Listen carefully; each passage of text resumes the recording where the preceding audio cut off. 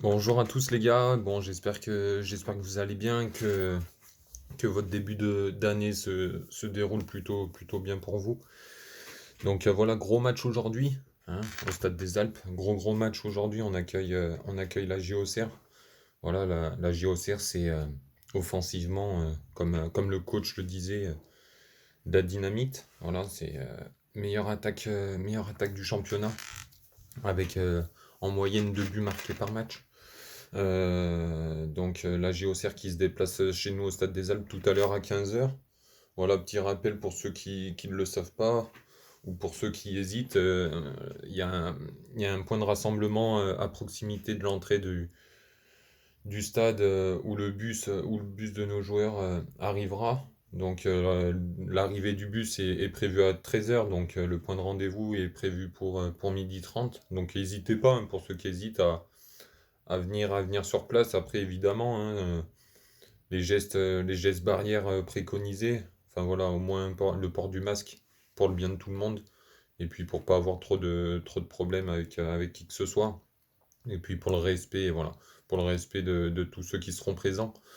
Donc point de rassemblement à 12h30. Voilà, moi personnellement j'y serai. Et puis pour montrer aux joueurs qu'on est présent malgré les huis clos, tout ça. Donc voilà, donc la JOCR qui se déplace, la JOCR il se déplace en tant que quatrième au classement après les matchs d'hier. Justement, les matchs d'hier, les résultats qu'il y a eu hier soir, bah, ils sont plutôt positifs pour nous. Ils ont tous été accrochés, les premiers de tête. 3 qui a été accroché à Dunkerque, 3 avec une multitude d'occasions.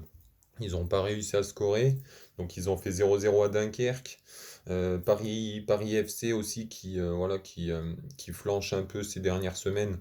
Ils ont seulement réussi à récolter un point contre Ajaccio. Et puis Clermont, qui se déplaçait à Sochaux également, ils ont fait 0-0. Donc voilà, tous ces trois clubs ont perdu 2 points. Donc voilà, nous, si on a l'opportunité de glaner les 3 points de la victoire, ce serait la bonne opération du week-end.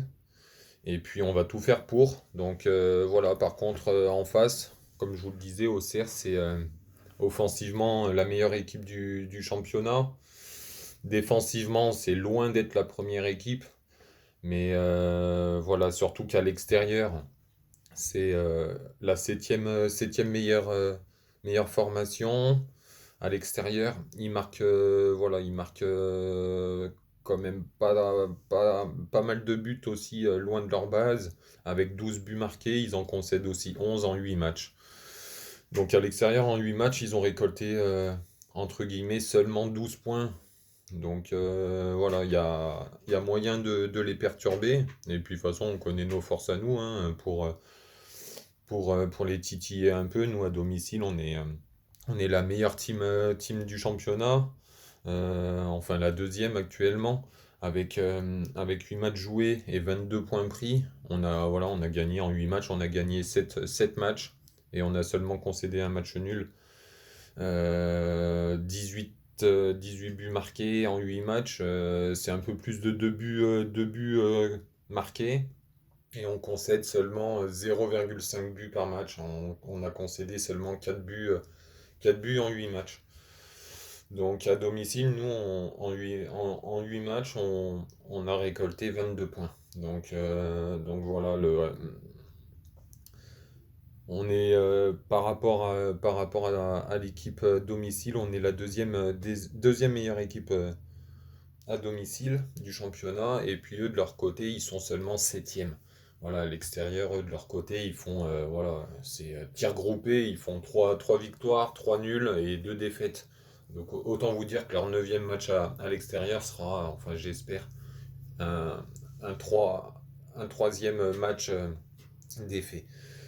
Par contre, sur leurs 5 derniers matchs à l'extérieur, voilà, ils n'ont jamais perdu à l'extérieur sur leurs 5 derniers matchs. Donc autant vous dire que ça sera un match très compliqué, un peu pareil, un peu le même match que le 22 décembre, je pense, contre 3. Voilà, ça sera offensivement, de leur côté, ça sera très, très solide. Donc défensivement, il faudra répondre présent, être dur sur l'homme, faire un bon pressing, être attentif, tout ça. Un match très très sérieux de toutes parts. Et puis, euh, et puis j'ai regardé un petit peu leur résumé sur leur dernier match de milieu de semaine. Euh, Ils se font rattraper au score en fin de match contre Caen, un but partout. Mais la JOCR, pour ce que j'ai vu un petit peu sur leurs occasions, surtout sur leur coup de pied arrêté. Bah, d'ailleurs, ils marquent sur coup de pied arrêté. Ils mettent un poteau de Le Bihan sur coup de pied arrêté. Des gros arrêts de Rudy Rioux, le gardien canet, sur des phases arrêtées d'Auxerre. Enfin voilà, que ce soit sur coup franc ou sur corner, il va falloir lutter et surtout bien défendre. Mais bon, voilà, Brice est impérial sur sa ligne, donc on fait confiance aux 5 joueurs défensifs, que ce soit Maubleu et la ligne défensive. Et puis sur les coups de pied arrêtés, voilà, la communication qui fait énormément de choses, et puis un marquage à la culotte, à l'ancienne, comme on sait bien faire, surtout à domicile. Un autre petit point qui nous est positif, c'est que euh, Auxerre, quand il se déplace chez nous, voilà, suivant les années, peu importe, bah, ils n'ont jamais gagné chez nous à domicile. Donc c'est le petit côté positif, en espérant que ce soit pas une première. Donc voilà, pour résumer un petit peu, ça sera un match très très compliqué. Après, voilà, j'espère au moins, évidemment, les 3 points. Avec les résultats qu'il y a eu hier soir, les 3 points, ce serait quelque chose d'énorme. On repasserait deuxième en attendant le match de Toulouse lundi. On repasserait deuxième. En cas de match nul, ce serait pour moi pas trop, enfin pas une mauvaise performance, un petit nul. Euh, bon, voilà, on resterait dans le peloton de tête en tout cas. Après une défaite, ça relancerait un petit peu les débats. Auxerre qui repasserait devant nous. On serait un petit peu distancé par rapport déjà à 3. Voilà, après, en plus de ça, le prochain match contre Toulouse, ça nous mettrait une légère pression. Donc voilà, un petit nul. Une victoire évidemment à domicile, mais un petit nul pour moi, voilà, ce serait déjà un bon point. Après, les gars, des deux côtés, c'est des groupes quasi au complet. Nous, voilà, le coach n'a pas voulu remettre Yorick, Yorick dans le groupe pour aujourd'hui. Voilà, il sera opérationnel pour Toulouse par contre. Et puis Abdallah, je sais pas, Hakim Abdallah absent. Je sais pas si c'est une suspension ou une petite blessure ou maladie ou quoi que ce soit. Donc Abdallah et Ravé, toujours pas convoqués. Après, tout le reste, ils sont là. Manu, il sera là. Pour moi, il sera titulaire. Et puis, de leur côté à eux, ils ont leur défenseur central qui est de retour. C'est Kouef, défenseur central qui était suspendu en milieu de semaine et qui revient dans leur groupe. Par contre, en absent, ils ont leur milieu de terrain, le numéro 7, 1, ou Hein, je sais pas comment ça se prononce, qui est suspendu, qui a pris un carton rouge en fin de match et qui est suspendu pour se déplacer en Isère. Voilà. Sinon, ils ont un groupe complet avec d'énormes buteurs. Le meilleur buteur du championnat, Le Bihan, avec 13 buts en seulement 18 matchs. Le Bihan, 13 buts avec 4 passes D. Du Gimon, pardon, 8 buts. Autré avec 6 buts et 4 passes D. Et puis ils ont aussi leur milieu de terrain, Saki. Saki, bon, il met 3 buts. Mais par contre, c'est le meilleur passeur du championnat avec 7 passes décisives. Donc c'est lui, hein, voilà, c'est de ce joueur que vient le danger sur phase arrêtée. Donc voilà, il faudra éviter de faire trop de fautes. Bon, après, éviter forcément les corners, mais déjà éviter de faire trop de fautes dans les derniers 30 mètres, 35 mètres. Voilà. Après, nous, de notre côté, ça change pas par rapport au match d'avant, hein. De toute façon, on n'a pas réussi à scorer. Donc, voilà, Bennett et Diallo, 4 buts avec JT. Et Anani, Nestor Semedo, 3 buts. Donc, voilà. Après, une petite nouveauté que je vous avais fait sur la dernière vidéo, c'était les points presse, en fait. Ce qu'ont pu dire certains joueurs des deux camps, hein, et les deux coachs. Donc en fait, la JOCR, bah, c'est surtout le coach qui a parlé, où il veut à tout prix en fait retrouver leur niveau de 2020. Voilà, retrouver leur niveau de 2020, leur réussite offensive, qui a fait leur force sur la première partie du championnat, avec sérieux et application. Et puis nous, de notre côté, voilà, je sais pas, vous avez certainement dû entendre le coach voilà, qui met en valeur cette équipe de la JOCR, hein. De toute façon, on le sait tous, hein, c'est l'une des meilleures écuries, pardon, du championnat de Ligue 2. Voilà, il parle de la JOCR comme de la dynamite offensive. Euh, que par rapport au match perdu 3-0 contre Clermont, ben que voilà, clairement, on préfère perdre une fois 3-0 et derrière faire la même suite de résultats qu'on a pu faire, c'est-à-dire perdre une fois puis être invaincu 10 matchs. Voilà, donc voilà, vaut mieux perdre une fois 3-0 que 3 fois 1-0. Donc autant on a perdu 3-0 il y a 4 jours. Mais voilà, ça fait pas forcément de mal de se prendre une petite claque, de remettre les esprits au clair, et puis de repartir sur de bonnes bases, repartir sur un bon résultat, sur un match sérieux à domicile.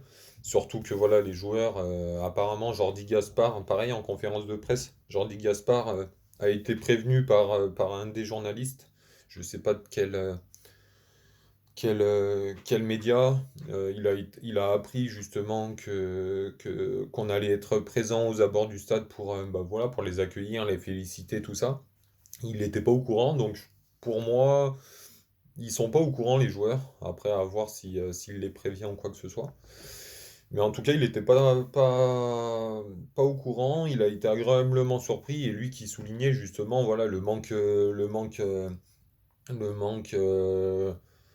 dans les stades, hein, le manque des supporters, le manque d'ambiance, tout ça, voilà, qui leur manquait énormément. Donc ça leur fera plaisir, à coup sûr. Ça leur fera plaisir. Et puis ça leur donnera voilà, de la force supplémentaire pour affronter cette équipe de la GIA. Voilà, bah pour moi justement, cette équipe de la GIA, elle sera confrontée à notre 11 de départ, voilà, qui se dessine petit à petit, à voir si justement le coach décide de continuer un petit peu son turnover. Pour moi, il y aura certainement un petit turnover sur ce match d'aujourd'hui par rapport au match il y a 4 jours, notamment sur l'aspect offensif. Et après, on va repartir sur un match par semaine dès le week-end prochain contre Toulouse. Après, il y aura le match de Coupe de France. Donc le match de Coupe de France, on l'a tous su, ça sera contre Clermont à nouveau. Donc ça sera peut-être l'opportunité de mettre un petit peu ceux qui ont moins joué contre Clermont en Coupe de France. Notamment, je voyais bah, par exemple Abdallah qui est pas sur la feuille de match aujourd'hui, mais le petit Abdallah qui pourrait potentiellement jouer en coupe. Stralman aussi en défense, peut-être Neri aussi en latéral. Certainement Tapoko qui retrouverait potentiellement une place de titulaire, avec certainement aussi le grand Enen par exemple. Euh, Peut-être Anani aussi au poste de buteur. Voilà. Donc on verra ça sera un autre match. J'aurai l'occasion de vous le présenter aussi. Donc là, pour ce match d'aujourd'hui à 15h, voilà, pour moi, ce sera Maubleu, Nestor Monfray, Montbry, Gaspard, voilà, les hommes forts défensifs. Au milieu, Piquel qui sera épaulé de Manu Pérez qui devrait clairement retrouver son poste au milieu de terrain et sa touche technique. Voilà, sa palette technique qui nous a cruellement manqué à Clermont. Au poste de petit numéro 10, Jesse, voilà, Jesse Bennett qui s'impose à ce poste-là. Sur les ailes, à nouveau pour moi, Diallo et Semedo, voilà, sachant que Ravé n'est pas retenu pour ce match, Semedo et Diallo sur les ailes. Et puis pour moi, titulaire, JT, il a joué titulaire mardi soir. Pour moi, je mets Anani titulaire, voilà, pour aussi lui montrer qu'on compte toujours sur lui, pour aussi ne pas le faire flancher un petit peu mentalement. Donc je le mets titulaire aujourd'hui, Anani, voilà, avec ce côté percussion, physique, et puis appel dans la profondeur. Ça sera une donnée importante contre Auxerre. Donc voilà, pour rappel, ce petit 11 de départ, après évidemment les entrées, on les connaît un petit peu, les entrées en jeu, ça sera certainement les entrées en jeu forcément de JT, de NN, de Flomich, enfin voilà, on connaît un petit peu le fameux turnover que le coach a mis en place ces dernières semaines. Donc voilà, bon les gars, on se dit certainement à tout à l'heure pour ceux qui se déplacent aux abords du stade. Petit rappel, c'est 12h30. Le bus est censé arriver à 13h. Voilà, donc on va mettre une ambiance de folie. N'oubliez pas aussi le port du masque, hein, le port du masque, les gestes barrières, voilà, mais tant que voilà, chacun porte son masque, ce sera plus sympa, enfin voilà, plus sérieux aussi, et puis ça sera pour le respect de tous, pour la sécurité de tous, et puis feu pour une ambiance de folie, leur montrer à nos joueurs qu'on est là malgré le huis clos, leur montrer qu'on est fiers d'eux, qu'on est super, super fiers d'eux et satisfait de leur première partie de championnat. Et puis que, voilà, malgré tout ça, on est avec eux et on les encourage aussi aux abords du stade, malgré qu'ils soient à huis clos, à domicile, voilà, on est derrière eux. Les gars, à tout à l'heure, et puis go pour la victoire. Ciao, ciao.